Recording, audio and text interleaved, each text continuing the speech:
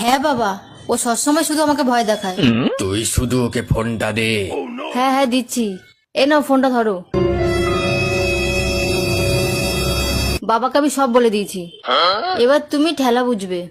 হ্যাঁ বাবা বলুন। এই সব আমি কি শুনছি? তুমি নাকি সব সময় মেয়েকে ভয় দেখাও, এটা কি ঠিক? না না, আসলে বাবা। চুপ করো, শুধু টেকনিকটা বলো, কি করে আমিও তোমার শাশুড়ি মাকে এইরকম ভাবে জব্দ করব।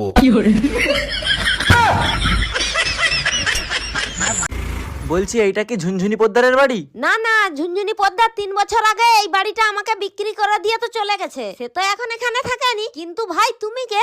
ঝুনঝুনি পোদ্দারের নামে একটা পার্সেল ছিল, পার্সেল দিতে আসছি আমি। আসলে আমার নামই ঝুনঝুনি পদ্মার। আসলে আমি ভাবছিলাম তুমি কিস্তিওয়ালা, লোনের টাকা আনতে আসছো। আম্মু কি হয়েছে? পাশের বাড়ির আন্টির মেয়ে সাদিয়া পালিয়ে গেছে। আমি তো আগেই জানতাম ওই মেয়ে সারাদিন ফোনের মধ্যে কুটুর কুটুর পুটুর পুটুর করতেই থাকে। ওই ভাবি তো ছেলে মেয়ে মানুষ করতেই পারেনি। ছেলে মেয়ে মানুষ করতে হয় আমার মতো, হাঁকতে গেলেও পারমিশন লইব শত শত। তা কার সাথে ভাগছে? ভাইয়ার সাথে। কে?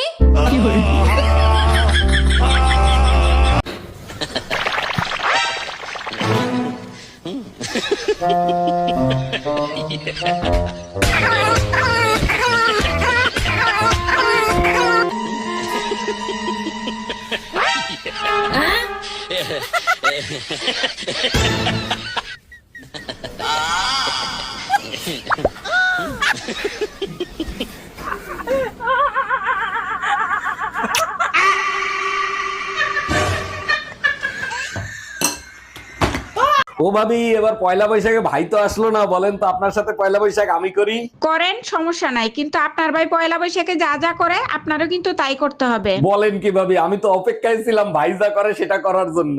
আপনার ভাই সারাদিন ঘুরায়, তারপরে ডিনার করায়, তারপরে একটা আইফোন কিনে দেয়। চাচি, চাচা কোনে গেছে? বাবা, তোমার চাচা তো বিদেশে গেছে, 1 বছর পরে আইবো।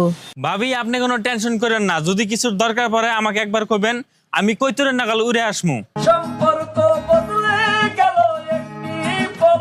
বৌমা, যখন তোমার দোষ তখন তুমি নিজে স্বীকার কর নাও, সবসময় আমার ছেলের দোষ দাও কেন? আমাকে এই বাড়ি কে এনেছিল? কেন আমি নিয়ে এলাম? তাহলে আমি কারে ভালোবাসি? তুমি আমার ভালোবাসো, আবার কার ভালোবাসবা? আমি কার বউ? কেন আমার বউ? ও শোনা, দোষটা তাহলে কার? মুয়া। ওমা, সব দোষ তো আমার। শালা হারামি বোর গুলাম।